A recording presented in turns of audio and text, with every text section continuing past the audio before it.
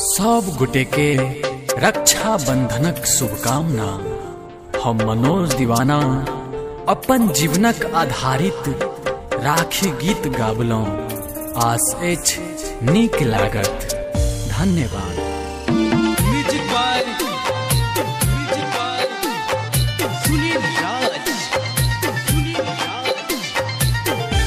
केकरा सराखी हम बान्हबे,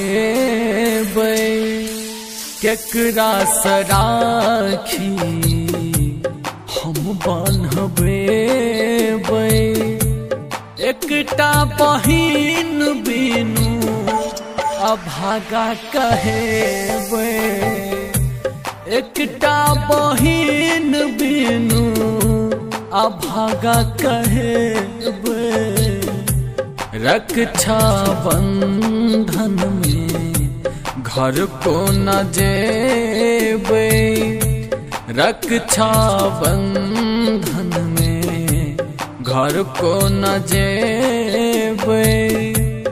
एकटा बहिन बिनु अभागा कहेबे, एकटा बहिन बिनु अभागा कहेबे।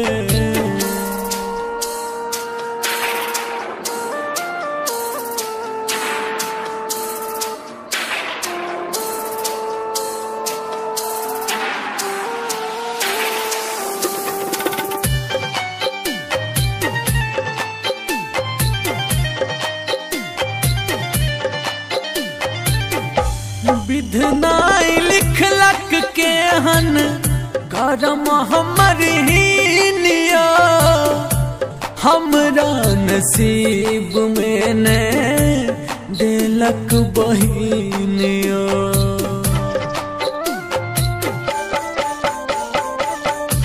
विधनाई लिखलक के हन करम हमर हीनिया, हमरा नसीब में ने देलक बहिनियो। प्यार सके हमरा भैया बोले ते, प्यार सके हमरा भैया बोले ते। एकटा बहिन बिनु अभागा कहेबे, एकटा बहिन बिनु अभागा कहेबे।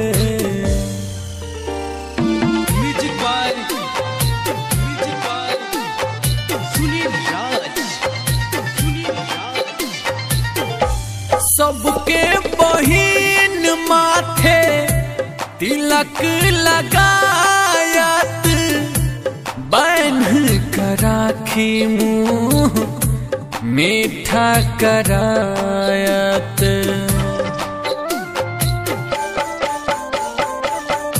सबके बहिन माथे तिलक लगायत, बान्ह के राखी मुँह मीठा करायत।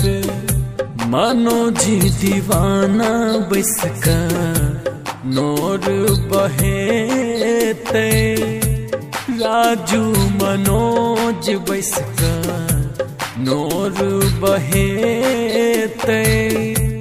एकटा बहिन बिनु अभागा कहेबे, एकटा बहिन बिनु अभागा कहेबे।